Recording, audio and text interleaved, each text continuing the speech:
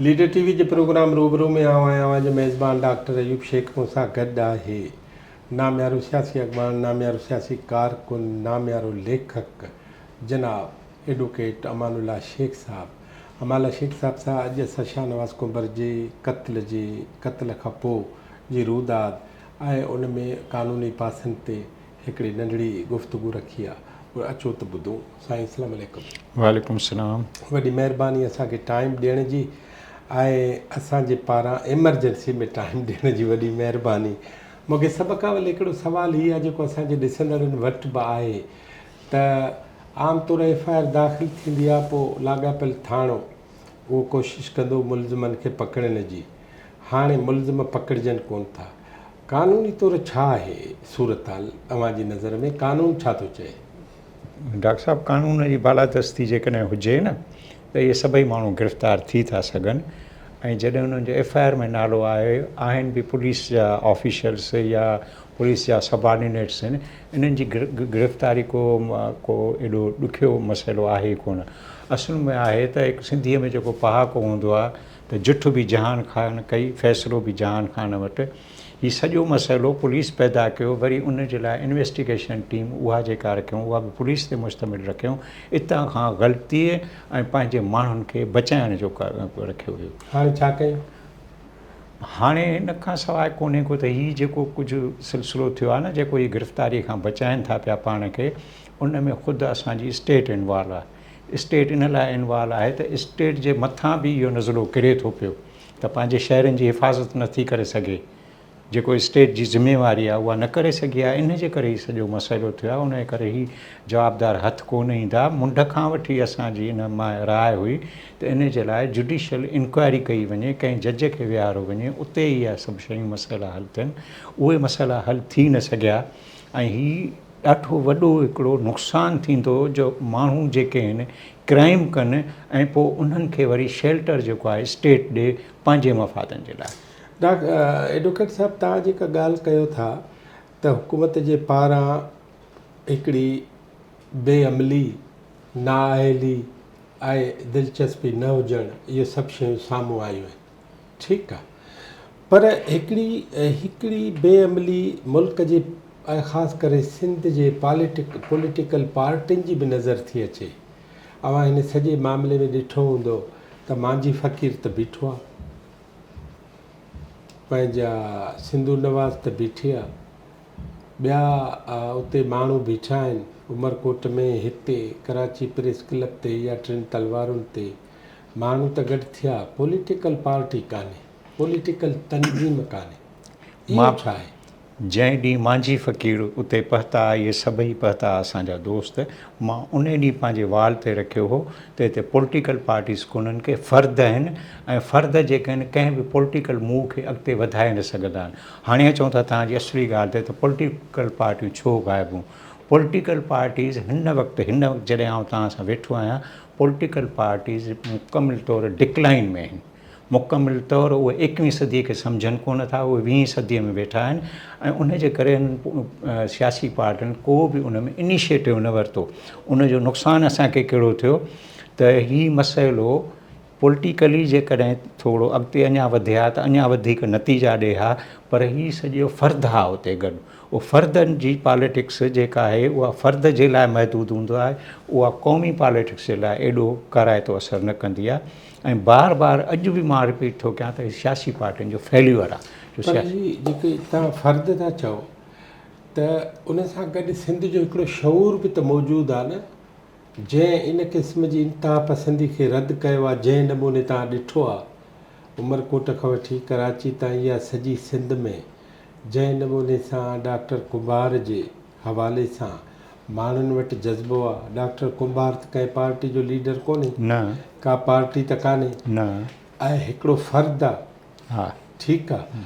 उन सां जेको ज़ुल्म थियो आहे, जेका ज़्यादती थी आहे, जेको एक्स्ट्रा जुडिशल उन जी किलिंग थी आहे, ठीकु आहे, त उहो जेको डॉक्टर जे क़त्ल ते सिंध उथी पई आहे, त इन जज़्बे खे छा था चओ? कल्चरल रेज़िस्टेंस चइबो आहे इनखे। अच्छा, जॾहिं सियासी जेके आहिनि मसइला सियासी पार्टियूं हल न करे सघंदियूं आहिनि त उतां जे माण्हुनि में हिकिड़ो पंहिंजे जेको आहे हिकिड़ी जिबलत जंहिंखे चओ इंस्टिंक्ट चओ उहा हूंदी आहे। सिंध जे कल्चर में इहो आहे त सिंध जो कल्चर जेको आहे सो सेक्युलर कल्चर आहे। कहिड़े बि हवाले सां ॾिसो उन सेक्युलर कल्चर जेको आहे रेज़िस्टेंस कयो आहे। आम माण्हुनि जेको आहे इन ते ई उथी बीठा आहिनि, छाकाणि माण्हू अनकॉन्शियसली अञा अनकॉन्शियसली ते मां तव्हांखे मिसाल थो ॾियां पियो। MRD तहरीक हली जंहिंमें अव्हां बि हुयो असां बि हुयासीं।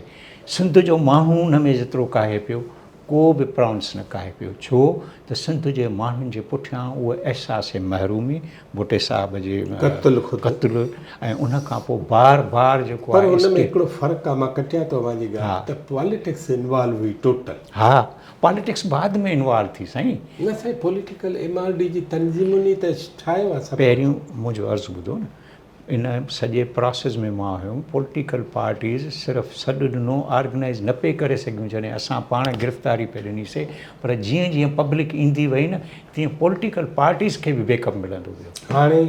हाणे पॉलिटिकल पार्टीज़ जो उहो रोल ई कोन्हे को। हाणे पॉलिटिकल पार्टियुनि जो छा थींदो? पॉलिटिकल पार्टीज़ जो जेको ही रोल आहे सो ख़ुदि पॉलिटिकल पार्टीज़ जे लाइ वॾी चैलेंज आहे त उहे सर्वाइव करे थी सघनि या नथियूं करे सघनि। तव्हांजी अॻकथी छा आहे?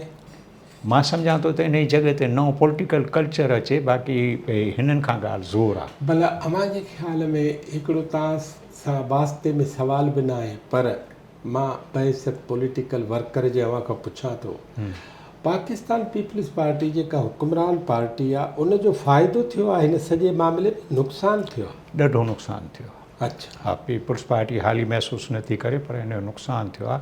नुक़सानु हिन सां त हिननि जे मिनिस्टरनि जेके बयान ॾिना आहिनि, जेके गैर ज़िम्मेवार आहिनि, सरदार शाह खां वठी तव्हांजे होम मिनिस्टर ताईं बि इहो इहे जेके आहिनि माण्हू नज़रअंदाज़ हाणे नथा करे सघनि। मसइलन हीउ जेको हेॾो सारो वाक़ियो थियो आहे टितलवार खां वठी प्रेस क्लब ताईं, मिनिस्टर साहिबु थो फरमाए त 144 जी भञकड़ीअ जे करे असां कानून खे हथ में न खणणु ॾींदा। What do you mean by कानून?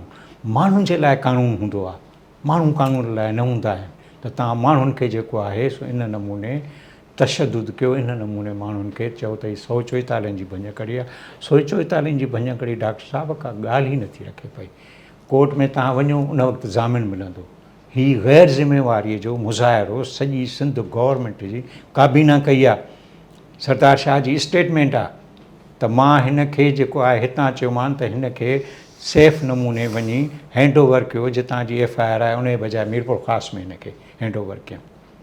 छा इहा हिकिड़े MP ऐं हिकिड़ो सिटिंग मिनिस्टर जी जेका आहे सा कोताही न आहे, ग़लती न आहे? इहे ग़लतियूं जेके आहिनि सभई इहे पीपल्स पार्टी गिचीअ में विझंदा। पीपल्स पार्टी हिन वक़्तु तमामु क्रिटिकल पोज़ीशन में आहे। पीपल्स पार्टी जेको कुझु मर्कज़ में थी करे पई, उहो मर्कज़ में हुनखे आउटपुट मिले कोन थो पियो।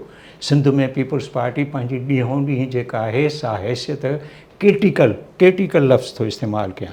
हा, हिकिड़ी ॻाल्हि आहे people's party positive, people's party जे मुक़ाबले में हिते जेका आहे यूनाइटेड फोर्स कान्हे का, जेको आउं सम्झां थो, जेको तव्हां अॻ में चई आहे त आउं एडमिट थो कयां त उन जे मुक़ाबले में जेके बि आहिनि से छिड़ विछड़ आहिनि, उहे स्केटर्ड आहिनि। उहे स्केटर्ड छो आहिनि त उन्हनि खे पीपल्स पार्टी जे ख़िलाफ़ु स्ट्रेटजी ठाहिण खां वधीक आहे त पंहिंजे सर्वाइवल जी कीअं जंग विढ़ूं, पाण खे कीअं शो कयूं, पाण खे कीअं ॾेखारियूं। सर, हीउ जेको 21वीं सदीअ जो दौरु आहे, इन 21वीं सदीअ में पॉलिटिक्स जा जेके आहिनि रुझान ई फिरी विया आहिनि। क़ानूनी तौर ते तव्हांजे ख़्याल में शाहनवाज़ कुंबर जी क़त्ल खां पोइ अदालतुनि जो को रोल ठहे थो? हा, ठहे थो। छा अदालतुनि जो रोल इहो आहे त अदालतुनि वटि जॾहिं बि इहे पेपर्स पेश थियनि त हिकिड़े इंडिपेंडेंट जज जी हैसियत में उन्हनि खे उन्हनि जी स्क्रूटनी करणी आहे। उहा जेके आहिनि दिलेर मैजिस्ट्रेट जॾहिं उन्हनि वटि चालान पेश थींदो आहे, मोटाए ॾींदा आहिनि त बाबा हिन में उहा शइ नथी नज़र अचे जेका FIR में थी अचे। Go and repeat the process, ईअं थी थो सघे पियो। पर अदालत बि जेका आहे उहा बि हिन वक़्तु बहिरान में आहे। मसइलो आहे हिन मुल्क में बहिरान दर बहिरान थो हले पियो, उहो मसइलो पैदा थियो आहे। हिन वक़्तु जेको आहे असां 26वीं तरमीम जे हवाले सां जेका अदालत खे पंहिंजे ग्रिप में करणु था चाहियूं, उहो बि नुक़सानकार शइ आहे। इहे सभई शयूं मक़तूल डॉक्टर शाहनवाज़ कुंबर जे अज़ीज़नि खे छा करणु खपे? उहो जीअं वञनि था सही था वञनि पिया। जेको हुन क़बर कशाईअ जो ॾिनो आहे ऐं हुननि इहो सही क़दम खयो आहे। इन मां घणा जेके आहिनि आउटपुट्स मिलंदा। ऐं ॿियो त मां सम्झां थो पियो त जेके इहा मेडिकल रिपोर्ट ईंदी उन में डॉक्टर जेके आहिनि जिन डॉक्टर कनि था पिया इन्हनि किन खे मां सुञाणा, इहे डॉक्टर पंहिंजी जाइ ते स्टैंड कंदा ऐं सही रिपोर्ट ईंदी। घणियूं शयूं जेके आहिनि सिंधीअ में पहाको आहे, चोर चोर थींदो, बिलो बिलो थींदो। अमान साहब तव्हांजी वॾी महिरबानी। नाज़रीन, ही हुआ एडवोकेट अमानुल्लाह शेख साहब जंहिंसां असां हिकिड़ी मुख़्तसिर ॻाल्हि कई।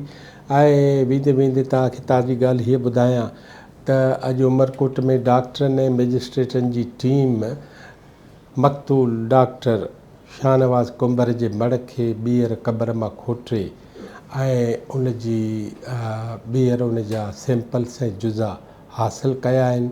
ऐं सैंपल्स ऐं जुज़नि खे हैदराबाद जे लियाकत मेडिकल यूनिवर्सिटी ऐं कराची जे केमिकल लेबॉरेटरी में मोकिलियो आहे त ॿिन्ही लेबॉरेटरी ऐं लियाकत मेडिकल यूनिवर्सिटी जे पारां कहिड़ो थो रिज़ल्ट अचे। इन मां असांजे इतलाउनि मूजिबि लॻभॻि हिकु हफ़्तो लॻी थो वञे। इन हिकु हफ़्ते अंदरि छा थो थिए ऐं लेबॉरेटरियूं छा ॿुधाइनि थियूं, तेसि ताईं असां हिन वाक़े जे हवाले सां कुझु बि नथा ॿुधाए सघूं। पर हिकिड़े सड़ियल, हिकिड़े ॻरियल, हिकिड़े मारियल, हिकिड़े क़त्ल कयल जिस्म ते किथे किथे धक हुआ, किथे न हुआ, उन जे बारे में उते मौजूदु टीम सॼो वक़्तु ख़ामोश हुई। उन ख़ामोशी खे कई ज़ुबानूं आहिनि, अचो त उन्हनि जा आवाज़ ॿुधो। वॾी महिरबानी।